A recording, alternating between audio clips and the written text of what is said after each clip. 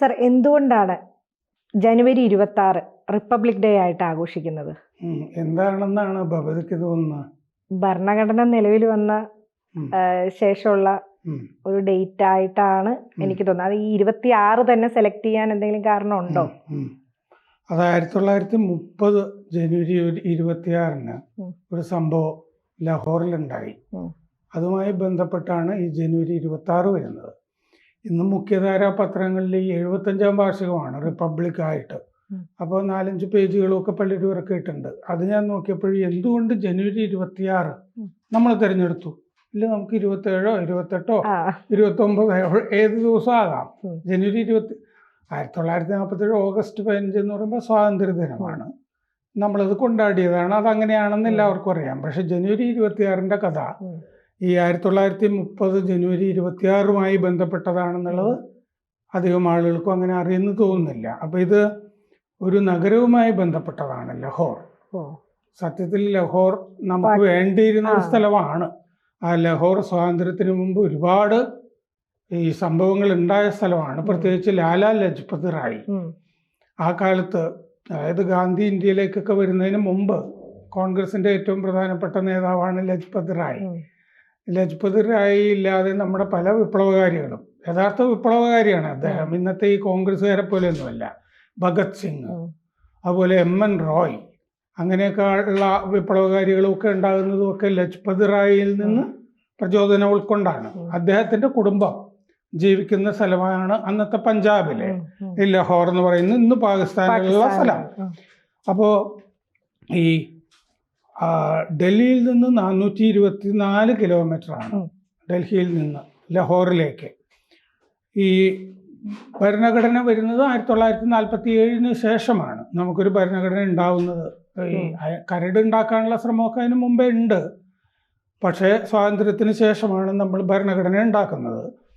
1947 August 29-ന് 1947 August 29 സ്വാതന്ത്ര്യം കഴിഞ്ഞ് 2 ആഴ്ച കഴിഞ്ഞപ്പോൾ ആണ് ഭരണഘടനയുടെ ഡ്രാഫ്റ്റിംഗ് കമ്മിറ്റി, കരട് ഭരണഘടന ഉണ്ടാക്കാനുള്ള സമിതി ഫോം ചെയ്യുന്നത്, രൂപീകരിക്കുന്നത്. അതിൻ്റെ ചെയർമാൻ അംബേദ്കർ, അധ്യക്ഷൻ. അതിൽ KM Munshi, Gopalaswamy Iyengar, Muhammad Saadulla, Alladi Krishnaswamy Iyer, N Madhav Rao, TT Krishnamachari എന്നുള്ളവരാണ് അംഗങ്ങൾ. പുറത്തു നിന്നിട്ടുള്ള ചിലരൊക്കെ വലിയ സഹായങ്ങൾ ചെയ്യുന്നുണ്ട് ഈ ഭരണഘടനയുടെ കാര്യത്തിലൊക്കെ.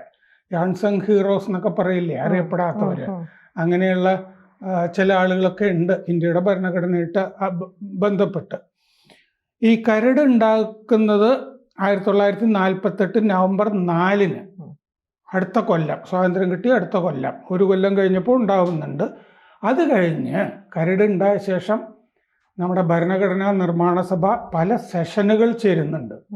ഇത് ഓരോ വകുപ്പുമൊക്കെ ചർച്ച ചെയ്ത് അപ്പോൾ വകുപ്പുകളുടെ കരടിലെ നമ്പറുകളൊക്കെ മാറുന്നുണ്ട്. വകുപ്പ് ഇത്ര എന്നൊക്കെ ഉള്ളതൊക്കെ മാറിപ്പോകുന്നുണ്ട്. അങ്ങനെ 1949 നവംബർ 26-നാണ് ഭരണഘടന അംഗീകരിക്കുന്നത്. അപ്പം നവംബർ 26 അല്ലേ? നവംബർ 26 റിപ്പബ്ലിക് ദിനമായിട്ട് നമുക്ക് എടുക്കാമായിരുന്നു. നമ്മൾ പക്ഷേ അത് 1950 നവംബർ കഴിഞ്ഞ് ഡിസംബർ, ഒരു മാസം കൂടി കഴിയാമല്ലോ, നമ്മൾ കാക്കുകയാണ്. 1950 ജനുവരി 26-നാണ് ഇത് നിലവിൽ വരുന്നത്, ഭരണഘടന. അതിൻ്റെ കാരണമാണ് നമ്മൾ പറയുന്നത്. അപ്പോൾ ലഹോറിൻ്റെ ഈ മെയിൻ റോഡിൽ തന്നെ ഗുലാസ് ദേവി ഹോസ്പിറ്റൽ, അതിപ്പോഴും ഉണ്ട്. ഗുലാസ് ദേവി ഹോസ്പിറ്റൽ ലാലാ ലജ്പത് റായിയുടെ അമ്മയാണ് ഈ ഗുലാസ് ദേവി. ഈ ആശുപത്രിയുടെ പേര് പാകിസ്ഥാൻ മാറ്റിയിട്ടില്ല. കാരണം അതിന് ആശുപത്രിയുടെ സംഗതികളൊന്നും മാറിയിട്ടില്ല. എന്താണെന്ന് വെച്ചാൽ ട്രസ്റ്റ്, അങ്ങനെയാണ് അത് ഫോം ചെയ്തിരിക്കുന്നത്.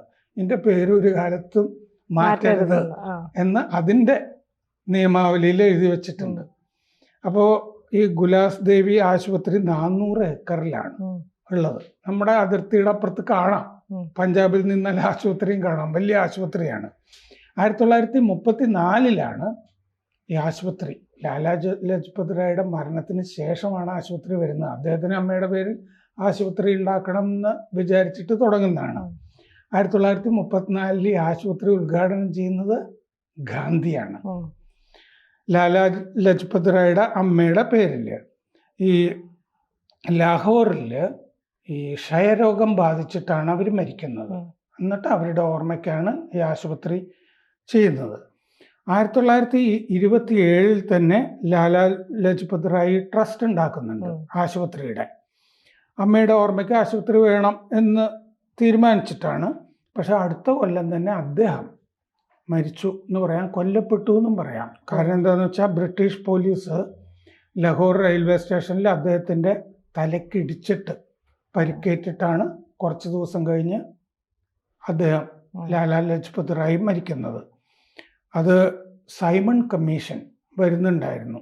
നമുക്ക് ഡൊമീനിയൻ സ്റ്റാറ്റസ് എന്ന് പറഞ്ഞാൽ ഭരിക്കുന്നത് അവർ തന്നെയാണ്, നമുക്ക് ചെറിയ സൗകര്യങ്ങളൊക്കെ ചെയ്തു തരും. ഇത്രയുള്ള ഡൊമീനിയൻ ഓസ്ട്രേലിയക്കും കാനഡയ്ക്കും ഒക്കെ കാലത്ത് ബ്രിട്ടൻ ചെയ്തു കൊടുത്തിരുന്ന സൗകര്യമാണിത്, ഈ ഡൊമീനിയൻ സ്റ്റാറ്റസ്. അത് തീരുമാനിക്കാൻ വേണ്ടി സൈമൺ കമ്മീഷൻ വരുന്നു. അതിനെതിരെയുള്ള പ്രക്ഷോഭം നടത്തുകയാണ് ലജ്പത് റായുടെ നേതൃത്വത്തിൽ. അപ്പോഴാണ് പോലീസ് അദ്ദേഹത്തിനെ മർദ്ദിക്കുന്നത്. ആ മർദ്ദനത്തെ തുടർന്നുള്ള പരിക്കുകൾ കൊണ്ടാണ് അദ്ദേഹം മരിക്കുന്നത്. റായ് മരിച്ച വർഷം മോട്ടിലാൽ നെഹ്റു 1928 നെഹ്റു റിപ്പോർട്ട് കോൺഗ്രസിന് സമർപ്പിച്ചു. ആ റിപ്പോർട്ടിൽ ഡൊമീനിയൻ, നെഹ്റു കുടുംബത്തിന് അത് മതി, നമുക്ക് സ്വാതന്ത്ര്യം വേണ്ടല്ലോ, ഡൊമീനിയൻ സ്റ്റാറ്റസ് മതി എന്നാണ് മോട്ടിലാൽ നെഹ്റുവിൻ്റെ റിപ്പോർട്ടിലുള്ളത്. കാനഡ, ഓസ്ട്രേലിയ, ന്യൂസിലൻഡ് അതിനൊക്കെ 1926 ആ കോളനികൾക്കൊക്കെ ഡൊമീനിയൻ സ്റ്റാറ്റസ് കൊടുത്തു ബ്രിട്ടൻ. അപ്പോൾ ഇന്ത്യക്കും അത് മതി എന്നാണ് ആ റിപ്പോർട്ടിൽ. പക്ഷേ അതിനെതിരെ പല ആളുകളും അതിന്, പ്രത്യേകിച്ച് സുഭാഷ് ചന്ദ്രബോസ് അനുകൂലിച്ചില്ല. അതുകൊണ്ട് ജവഹർലാൽ നെഹ്റു അങ്ങനെ അനുകൂലിച്ചില്ല. ഈ യുവാക്കളുടെ കൂടെ നിൽക്കാം എന്ന് വിചാരിച്ചിട്ടാണ്. ബ്രിട്ടീഷ് ബന്ധം നമുക്ക് ആവശ്യമേ ഇല്ല എന്നുള്ളതായിരുന്നു സുഭാഷ് ചന്ദ്രബോസിൻ്റെ ഒക്കെ അഭിപ്രായം. കോൺഗ്രസിൻ്റെ അകത്ത് വേറൊരു ചേരി രൂപം കൊണ്ടു. അങ്ങനെ വൈസ്രോയ് ഇർവിൻ വാക്ക് മാറി, പിന്നെ ഡൊമിനിയൻ സ്റ്റാറ്റസും തരില്ല എന്ന് പറഞ്ഞു. അപ്പോൾ ഇവർക്ക് സുഭാഷ് ചന്ദ്രബോസിനും മറ്റും പിന്തുണ കൂടി, വാക്കും മാറ്റിയല്ലോ ബ്രിട്ടൻ. അപ്പോൾ 1929 വൈസ്രോയ് പറഞ്ഞു പിന്നെ വീണ്ടും ഡൊമീനിയൻ സ്റ്റാറ്റസ്, സ്വയംഭരണമില്ല എന്ന് പറഞ്ഞു. ഈ ഇർവിൻ ഗാന്ധിയുടെ കൂടെയും ജിന്നയുടെ കൂടെയൊക്കെ സംസാരിച്ചു. ഈ ഗാന്ധി പലപ്പോഴും ഇർവിൻ പറയുന്നതൊക്കെ ഈ മൗനസമ്മതം കൊടുക്കുന്നതായിട്ട് ആ കാലത്തെ ചർച്ചകൾ വായിക്കുമ്പോൾ നമുക്ക് മനസ്സിലാവും. ഗാന്ധിയെ പറ്റി നമ്മൾ സത്യവും പറയണമല്ലോ. ഈ ഭഗത് സിംഗിന്റെ വധശിക്ഷ ഇളവ് ചെയ്യുന്ന ഈ ഇർവിനുമായിട്ടുള്ള ഗാന്ധിയുടെ ചർച്ചയൊക്കെ നോക്കിക്കഴിഞ്ഞാൽ നമുക്ക് വിഷമം തോന്നും. കാരണം ഭഗത് സിംഗ് ഒരു ഭീകരവാദിയാണ്, ടെററിസ്റ്റ് ആണെന്നുള്ള മട്ടിലാണ്. അത് ബ്രിട്ടൻ തീരുമാനിക്കുന്ന പോലെ മതി എന്നൊക്കെയാണ് ഗാന്ധി ഇർവിനുമായിട്ട് ഉള്ള സംസാരത്തിലൊക്കെ പറയുന്നതായിട്ട് നമുക്ക് മനസ്സിലാകുന്നത്. അപ്പോൾ ഗാന്ധിയും ജിന്നയും സമ്മതിച്ചു, ഡൊമീനിയനും സ്റ്റാറ്റസും ഉടനില്ല എന്ന് വൈസ്രോയ് ഇർവിൻ പറഞ്ഞു.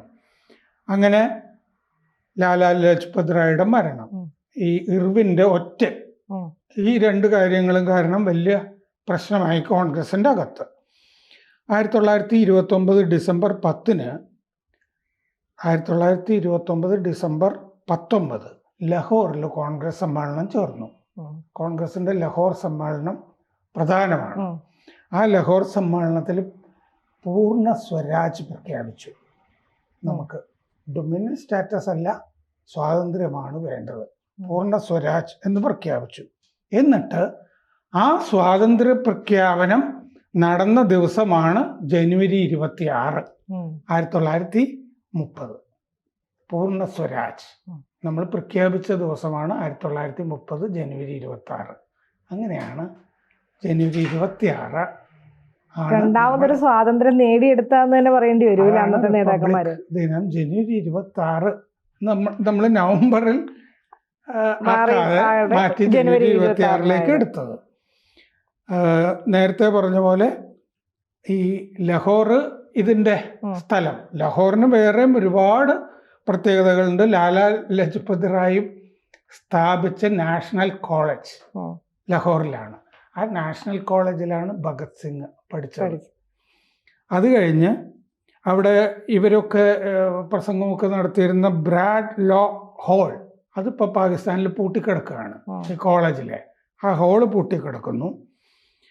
ഈ ലാലാ ലജ്പത് റായിയെ ബ്രിട്ടീഷുകാർ കൊന്നതിന് പക വീട്ടിയതാണ് Bhagat Singh assistant police superintendent John P സോണ്ടേഴ്സിനെ കൊന്നത്. ഉം. അതാണ് ഭഗത് സിംഗിനെതിരായ പ്രധാനപ്പെട്ട കേസ്. ഓക്കെ. പാർലമെന്റിൽ ബോംബൊക്കെ എറിയുന്നുണ്ട്, പക്ഷെ ജോൺ പി സോണ്ടേഴ്സിനെ കൊന്നു. ഭഗത് സിംഗ്, രാജഗുരു ഒക്കെ അതിലാണ് തൂക്കുമരമൊക്കെ വിധിക്കുന്നത്. ഭഗത് സിംഗിന്റെ വിചാരണ, ആ സോണ്ടേഴ്സിനെ കൊന്ന കേസിൽ വിചാരണ നടക്കുന്ന ലാഹോറിലാണ് നടന്നത്. മിൻറ്റോ പാർക്ക് അവിടെയാണ് പല സംഭവങ്ങളും നടന്നിട്ടുള്ളത്. മിൻറ്റോ പാർക്കിന്റെ പേര് ഇപ്പോൾ ഇക്ബാൽ പാർക്ക് എന്നുള്ളതാണ്. ഈ ലാഹോർ ശരിക്കും ഇന്ത്യയുടെ ഭാഗം തന്നെയാണ് ഭാഗം ആകേണ്ടതാണ്. കാരണം ചരിത്രം കൂടുതലും പാകിസ്ഥാൻ ലാഹോറിൽ നിന്നാണ്. കുഴപ്പമൊന്നും ഇല്ലായിരുന്നു, ബംഗ്ലാദേശും ഒക്കെ. പക്ഷെ പാകിസ്ഥാൻ പോയത് നന്നായി എന്ന് വിചാരിക്കുന്ന കുറെ ആളുകളും ഉണ്ട്. കുറെ ആളുകൾ അങ്ങോട്ട് തിരിച്ചും പോയല്ലോ. അപ്പോൾ എന്തായാലും ലാഹോർ നമ്മുടെ ഭാഗമാണ്. റിപ്പബ്ലിക് എന്നുള്ള നിലയ്ക്കുള്ള നമ്മുടെ ഭാഗമാണ് ലാഹോർ. കൂടുതൽ വാർത്തകളും വിശേഷങ്ങളും നിങ്ങളിലേക്ക് എത്താൻ ABC മലയാളം സബ്സ്ക്രൈബ് ചെയ്യുക, ബെൽ ബട്ടണും അമർത്തുക.